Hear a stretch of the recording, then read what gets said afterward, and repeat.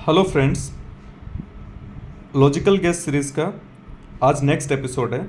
आज अपन लोग 70th BPSC का क्वेश्चन नंबर 37 देखते हैं। इस क्वेश्चन के थ्रू मैं आपको ये बताना चाहता हूँ कि एक टाइप ऑफ क्वेश्चंस होते हैं जिसमें दो ऑप्शन सिमिलर से होते हैं, तो बहुत ज़्यादा चांस होता है कि आंसर उन्हीं दोनों में से एक होगा। अब ऐसा क्यों है, इसके पीछे का लॉजिक समझते हैं। फिर मैं आपको 2-3 क्वेश्चंस ऐसे बताऊंगा डिफरेंट, फिर आप खुद भी वैसा प्रैक्टिस करके देखना। लॉजिक ये होता है, जब भी एग्जामिनर कोई करंट अफेयर का क्वेश्चन बनाता है तो जब रॉन्ग ऑप्शन सेट करना होता है तो ट्राई करता है कि जो सही ऑप्शन है उसी में से हल्का फुल्का मैनिपुलेशन करके एक रॉन्ग ऑप्शन बना दे। ये एग्जामिनर की एक मजबूरी है। इसका कारण ये है कि जब वो हिस्ट्री या पॉलिटी से क्वेश्चंस बनाता है तो उसको बुक में से ही रॉन्ग ऑप्शन मिल जाते हैं। लेट्स से कि उसने कुछ आर्टिकल पूछा तो कुछ करेक्ट आर्टिकल होगा, जैसे आर्टिकल 352 आंसर है तो 351, 350, 356 ऐसे रॉन्ग ऑप्शन उसी बुक के सोर्स से सेट कर देता है। बट जब वो करंट अफेयर से क्वेश्चन बना रहा होता है तो फिर बाकी के जो 3 रॉन्ग ऑप्शन है वो उसको अपने मन से बनाने होते हैं। तो वो ट्राई करता है, अगर कुछ मिल जाएगा उसको दूसरे सोर्स से तो डाल देगा वहाँ से, लेकिन अगर नहीं मिलेगा तो फिर वो ट्राई करेगा कि जो सही ऑप्शन है उसी को हल्का सा तोड़ मरोड़ के उसके आसपास कुछ ऑप्शन बना दे, एक रॉन्ग ऑप्शन, जिससे उसका काम हो जाए। तो इसको अपन लोग बोल सकते हैं कि सच के आसपास का झूठ। एक सच ऑप्शन होगा, उसके आसपास का झूठ वो अपने मन से क्रिएट करने का ट्राई करता है ताकि उसका काम इजी हो जाए और 3 ऑप्शन उसके बन जाए। तो ऐसे में वो क्या करता है कि 2 ऑप्शन आपको सिमिलर से दिखाई देंगे, एक उसका करेक्ट आंसर होगा और एक पे उसने अपने मन से कुछ ना कुछ मैनिपुलेशन किया होगा। जब भी इस टाइप की क्वेश्चंस दिखे जहां आपको लगे कि 2 ऑप्शन सिमिलर से, तब आप इस ट्रिक को यूज़ कर सकते हैं। और एक चीज़ मैं आपको और बोलना चाहता हूँ कि इस सीरीज़ का नाम है लॉजिकल गेस। तो ये रैंडम गेस नहीं, ऐसा नहीं कि आपने इस पर हाथ रख दिया और यही आंसर हो जाएगा, आपके मन को लगा कि हाँ ये होना चाहिए, हो गया। नहीं, इसके पीछे एक लॉजिक होना चाहिए, एक रैशनल अप्रोच होनी चाहिए। तो वो अप्रोच डेवलप करने के लिए मैं आपको ये बोलूँगा कि ये वीडियो देखने के बाद में आप डिफरेंट क्वेश्चंस पे खुद से भी प्रैक्टिस करो। लेट्स से कि मैंने 70th का बताया तो आप देखो कि 69 में ऐसा कोई क्वेश्चन है क्या, उसका आंसर इस ट्रिक से निकल रहा है। 68 में देखो, 67 में देखो। जब भी आप PYQ करो तो हमेशा इस अप्रोच को अपने माइंड में रखो। एंड एक बात मैं और आपको बोलना चाहता हूँ कि नॉलेज का कोई सब्सटीट्यूशन नहीं है। नॉलेज तो फर्स्ट प्रायोरिटी है, वो तो आपको गेन करना ही है। स्टैटिक नॉलेज भी गेन करना, करंट अफेयर्स पे आपको अच्छे से पढ़ के जाना है, बजट, सर्वे, सब कुछ आपको कवर करना है। बट उसके ओवर एंड अब अपन लोग क्या कर सकते हैं, लेट्स से कि एक सफिशिएंट नॉलेज तो अपन लोगों ने गेन कर लिया। अब अपन लोग क्या करें कि एक एक्स्ट्रा एज अपने को मिल जाए तो वहाँ पर ये लॉजिकल गेस वाली ट्रिक यूज़ कर सकते हैं। बट अगेन, इसको यूज़ करने में आप तभी कंफर्टेबल रहेंगे या आपका कॉन्फिडेंस एग्जाम एनवायरनमेंट में तभी आएगा जब आप घर के बाहर सफिशिएंट प्रैक्टिस करके गए हो। मैं क्यों इसको एग्जाम में यूज़ कर पाता हूँ, बिकॉज मैंने मल्टीपल टाइम्स एग्जाम्स दिए हैं और यूपीएससी के प्रीलिम्स मैंने कई बार क्रैक किया और बहुत अच्छे खासे मार्जिन से किया है। तो मेरा कॉन्फिडेंस आ गया कुछ टेक्निक्स पे, तो मैं उनको एग्जाम वाले दिन अप्लाई कर पाता हूँ। तो आप तभी कर पाएंगे जब आप पहले खुद घर पे प्रैक्टिस करेंगे। अब अपन लोग क्वेश्चन नंबर 37 देखते हैं। यहाँ पर ओलंपिक डे का थीम पूछा हुआ है, तो ऑनेस्टली मुझे इसके बारे में नहीं पता था।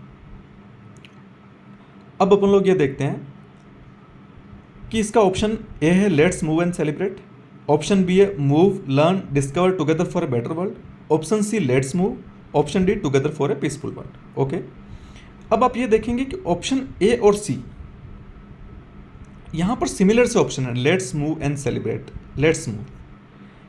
तो आपको पढ़ने से लगेगा कि ये 2 ऑप्शन एक दूसरे से लिंक है और ज़बरदस्ती एग्जामिनर ट्राई कर रहा है ना कि ऑप्शन ए से इस ऑप्शन सी को क्रिएट कर रहा है।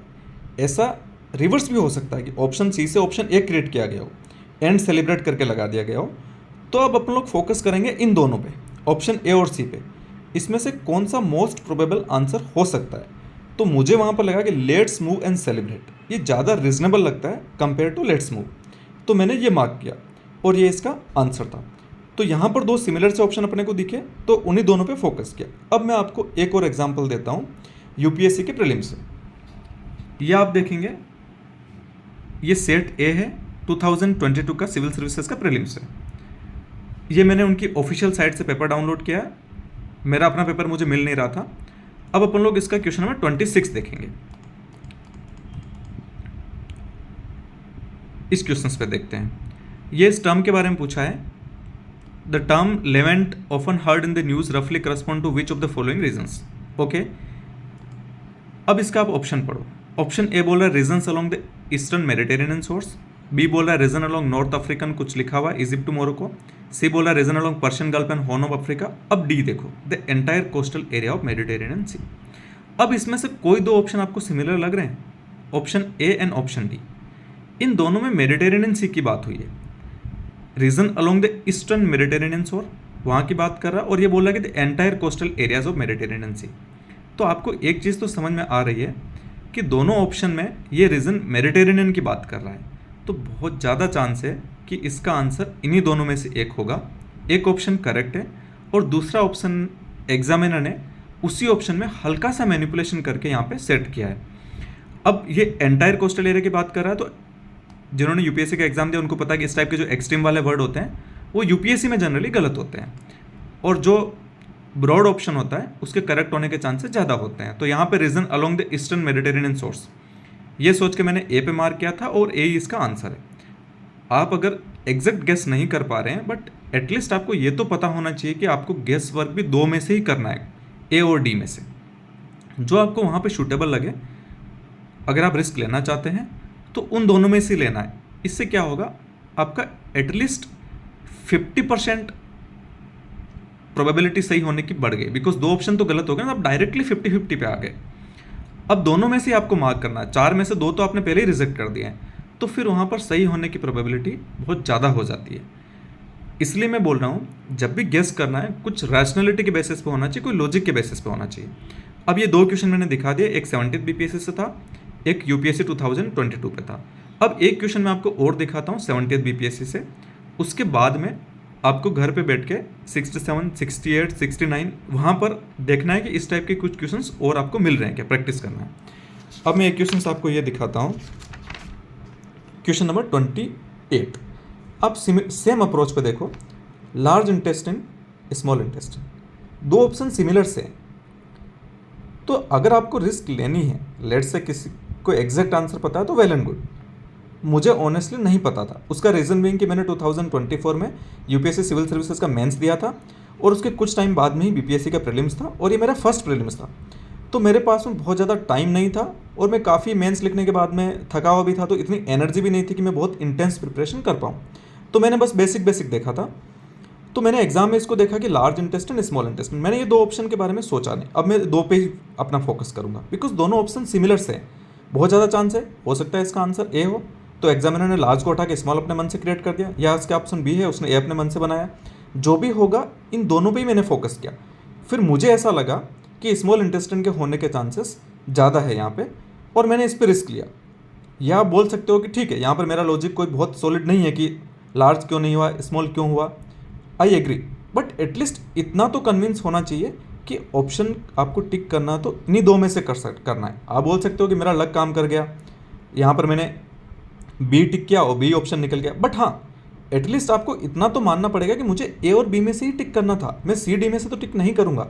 रीज़न बीइंग कि 2 ऑप्शन सिमिलर से हैं, लार्ज इंटेस्टिन, स्मॉल इंटेस्टिन, ये एक दूसरे से सिमिलर टाइप के ऑप्शन है। सेम ऑप्शंस यहाँ पे हैं इस क्वेश्चंस में, जो भी अपन लोगों ने देखा था, let's move and celebrate, let's move, ये सिमिलर टाइप के ही ऑप्शन है, इन्हीं 2 में से मार्क करना है। एंड सेम इस क्वेश्चन में था, ये क्वेश्चन नंबर 26 में ऑप्शन ए भी मेडिटेरेनियन की बात कर रहा है, ऑप्शन डी भी मेडिटेरेनियन की बात कर रहा है।